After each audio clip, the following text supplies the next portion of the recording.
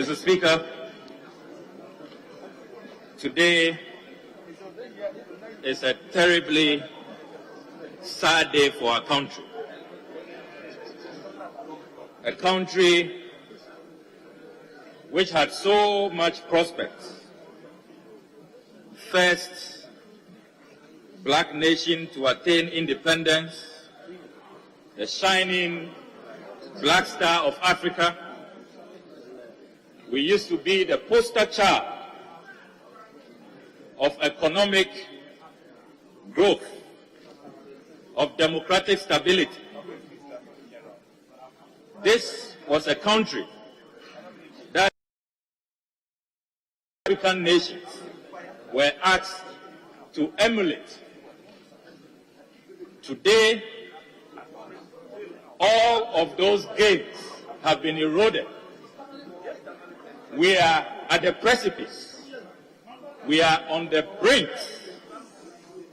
of economic catastrophe, of Armageddon, of a cataclysmic economic disaster, because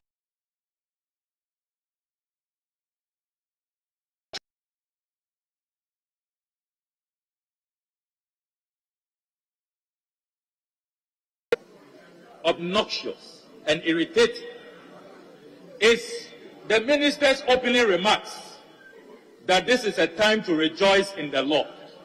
Jesus Christ of Nazareth, rejoice in the Lord.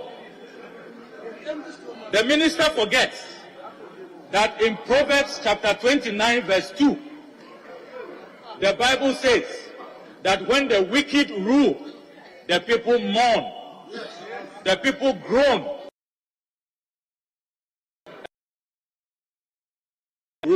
Proverbs 29:2. This is no time to rejoice. If the minister is still rejoicing, then our problem is bigger than I ever imagined. Because it tells us that the president, his vice president, his finance minister, they are in a bubble. They are totally out of touch. They are in a world of their own. And they are still in a rejoicing mood. They can come to Parliament and tell us to join them to rejoice in the Lord. At a time that senior citizens, the aged, the vulnerable, it was Mahatma Gandhi who said that the true measure of any society is how that society takes care of the vulnerable. People who have served this country with distinction, they did not join their colleagues who left for greener pastures. They stayed here to reconstruct this nation. They toiled, they sacrificed.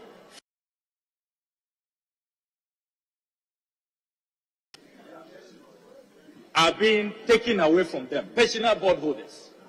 They have even invited them to listen to them. You have distinguished illustrious sons and daughters of this country. Our role models, people we look up to. What would the younger generation say when they see those images? A whole former Chief Justice, Piketty. And let me salute the former Chief Justice and her colleagues. That despite their old age, despite their frailty, they have decided to stand up to be counted. And Mr. Speaker, what is even so annoying, when the finance minister met them, the finance minister, all he had to tell them was that Boami Namin Boao. You are actually doing Boami Namin Siew. And you are saying Boami Namin Boao. How is this? Taking people's money from them, people's hard-earned investments, their life savings, and then you add insult to injury. Apart from rejoicing, quoting wrong scriptures that don't align with the times, you are adding Boami Namin Boao. Let the record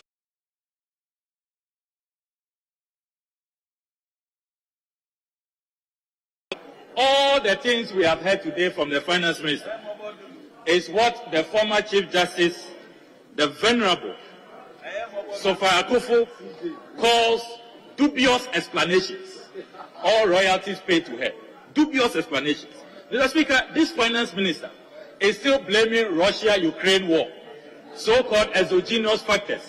Why is it that we are the only country in Africa currently going through a debt restructuring program? Why?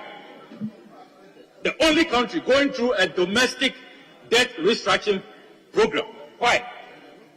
Russia, Ukraine didn't affect Nigeria, didn't affect Senegal, didn't affect Cameroon, it didn't affect Togo, Benin. So we have a finance minister who even refuses to take responsibility. What I expected, and let the records reflect, Mr. Speaker, that it is those of us on this side who fought and got the minister to come here today. He didn't come on his own volition. He will have gone ahead with this program without the input of Parliament, without the approval of Parliament. I raised this matter and made an application, an urgent application before the Speaker. But, Mr. Speaker, what is even more troubling is that instead of this finance minister to come to Parliament resignation speech, he has come here to offer dubious explanations. Honourable Member, is the Speaker to take the chair.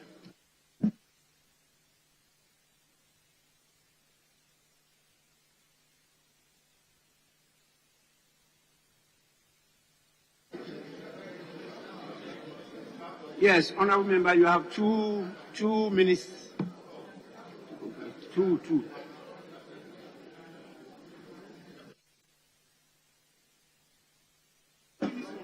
Mr. Speaker, when you read the literature on this debt exchange program,